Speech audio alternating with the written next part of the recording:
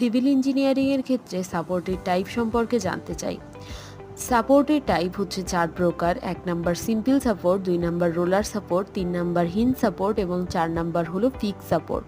এবার আমরা সিম্পল সাপোর্টের চিত্রটি দেখব। উপরে থাকবে একটি বেস এবং দুই সাইডে থাকবে দুইটি হলো সাপোর্ট। এটাই এর নর্মাল স্ট্রাকচার বা নর্মাল চিত্র। এরপরে আমরা রোলার সাপোর্ট দেখব। এখানে দেখব যে একটি বিম থাকবে এবং সেই বিমের সাথে নিচে একটি ব্লক থাকবে।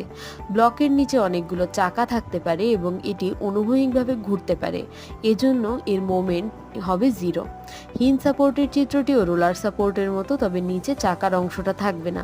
এটি অনুভূমিকভাবে এবং উলম্বভাবে ঘুরতে পারে, তাই মোমেন্ট ইকুয়াল টু 0।